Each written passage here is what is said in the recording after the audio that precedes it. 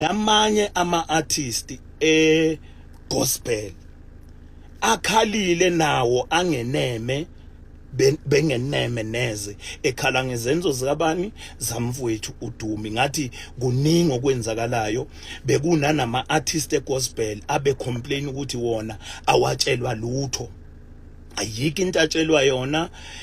Instead umfowethu uDumi uthatha abangani bakhe ayobadlalisa. Kunomfana lapha yana abathi umzoxolo uyi-leading goal scorer kumanje kuma division aphezulu lapha, udlala professional ibhola loyamuntu, uyi-leading goal scorer, uqeda ukuthola i-promotion loyamuntu loyana, kodwa uzogijimisana nathi futhi egroundini. Thina esikwenzayo ujahana nathi sijuluke sibe manzi, sijahwa umuntu ophila ngebhola.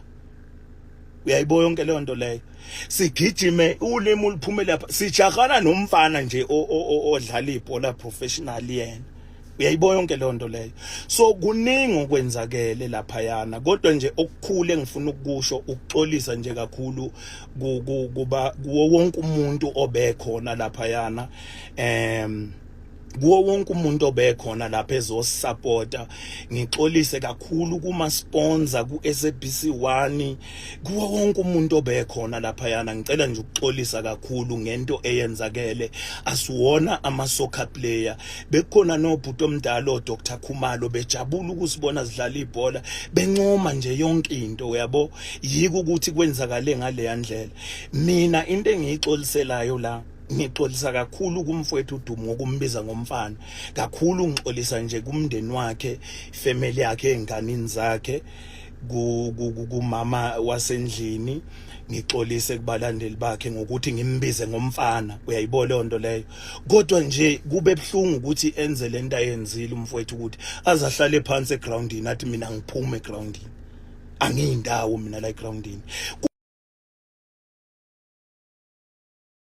kumele kungenwe abafowethu oCasper bakhona ba-ready ukuthi bangene egroundini, bayeke mfowethu yonke into abebengayenza ukuthi bazosupporta lento esiyenzayo. Uyabo, ekugcineni sekunabantu mina ngiphume ngenize niyenze leyo. I understand ukuthi bekhona ama-rules, nanoma okunye ke kubhalwe ngesilungu engeke ngakhona ukwafunda amanye amagama mina esilungu, but engikwaziyo ukuthi i-tournament leya inawo ama-mistake ngenxa yokuthi silokhe siyafunda, ngithi siyaphambili. I-aim ye-tournament bekuheavy fun, ama-artist adlala ibhola, yi-aim. So yonke into ebeyithi mayenzeka kuleya nto besihlala phansi siyikhulume ngomlomo ukuthi bafowethu noma lokho asikwenze kanje ukuze si-avoid lokho, yabo. Lokho asikwenze kanje ukuze si-avoid lokho. Niyayibona leyo nto leyo bafowethu. I-gospel yawina, sanawo ama-complain okudlalisa ama-player amaningi angaculi. Bekhona abantu abaculayo kodwa bengababizi, uyabo. Into engifike ngayithola even nakuma teammate akhe uDumi Mkokstad, ngiyitholile leyo nto ukuthi vele kune problem enje, uyabo. Kodwa ke so mase kwenzakala ngale ndlela ibe ebhlungu kakhulu bafowethu, ibe ebhlungu lokho. Angazi nami ukuthi bese kumele kwenziwe kanjani, uyabo. Kodwa nje bafowethu ngicabanga ukuthi ukufunda nokubona, kodwa ngicela lokho engikushoyo nikuthole ngaphakathi ukuthi nisixolele ngakho konke. Ngixolisela nje wonke umuntu kubalandeli, yabo. I-hip hop igcinile konke lokho. oDumi from ifika igospel yathi mayiwina, sanawo ama-complain okudlalisa abantu abarong, kodwa sa-complain emumva. Azange size siphumele ebantwini, azange sithi ngoba niwinile sekumele kube njani, azange sikwenze lokho. Saba bongela nje, sathi siyanibongela ukuthi niwinile, noma sasicomplaina kodwa sacomplaina eceleni, yabo. Sacomplaina eceleni ukuthi nenze lokho okurong, nenze lokho. Kuningi abakwenzile even nabo okurong, uyabo.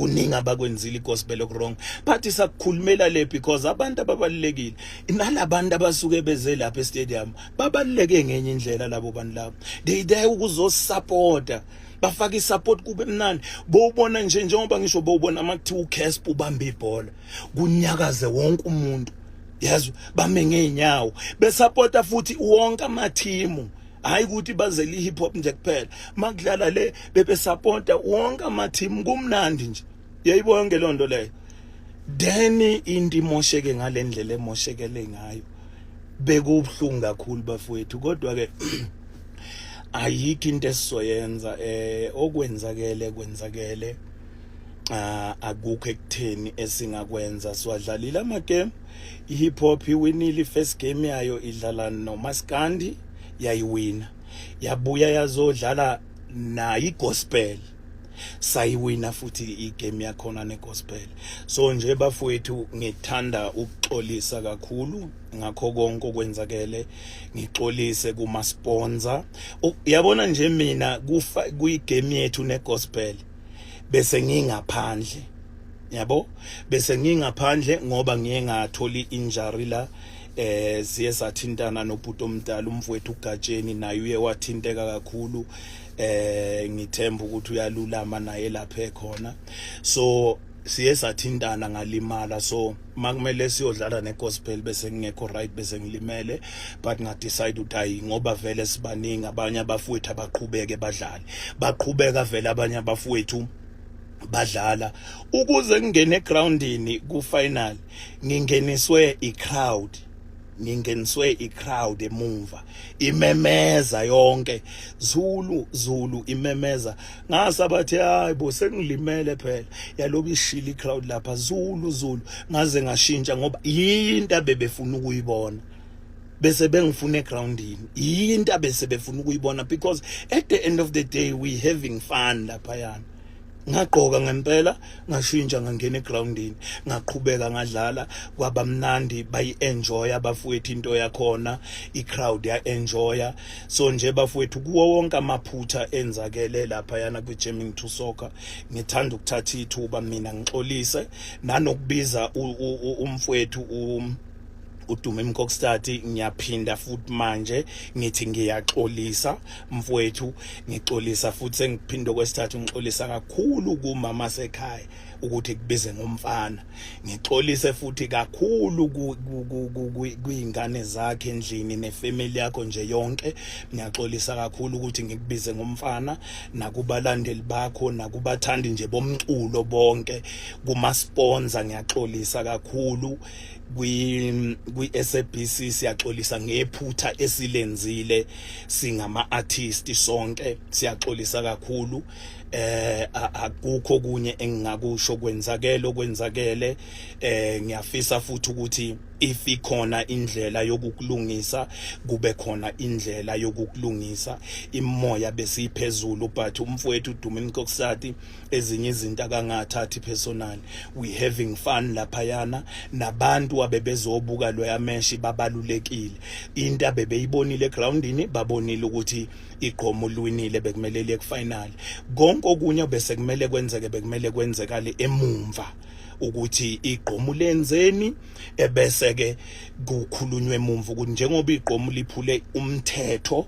into ekumele yenzeke nansi kodwa egroundini igqombe kumele lingene lidlale ne-hip hop bashaya ifinal bese whatever yenzakala mina ngivumile ngathi yonke imali I think beku 400,000 ngathi wonke 400,000 esiwinayo I don't mind ukuthi uthathwe wonke singenele sidlale sinika abantu into abayizele abayibhadalele uthathwe yonke imali kuyodonatelwa izikole ngayo kunikwe izikole kudonatelwe zonke izikole ziningi izikole khona nabantwana abangasizakala ngale yanto because ekugcineni singama artist into esiyenza kakhulu umculo so ukuthatha yonke imali kuyodonatelwa izikole zisizakale kube mnandi lokho bekuzobaluleka futhi into engihlezi ngiyenza ke mina mihla namalanga leyo yokudonate we understand so kube bhlungu kakhulu bafowethu ngaphandle nje kokuthini ngicabanga ukuthi sengikhulumile bengifisa ukukhuluma ngaphakathi Siyaxolisa kakhulu, sithembe futhi ukuthi konke kuzolunga, konke kuzobuyela esimeni if ithuba lisesekhona ukuthi lento isengalungiswa iqhubeke iye phambili, uyabo. Kodwa ke siyabonga kakhulu futhi ngisaphinda ngiyaxolisa. Siyabonga kakhulu, ngiyathemba ukuthi siyophinde sibonane futhi nangamanye ama game if asazoqhubeka angazi. Yabo, ngiyabonga kakhulu ke, niphile nibe right, niqhubeke nisupporte. Siyaxolisa. Bye bye.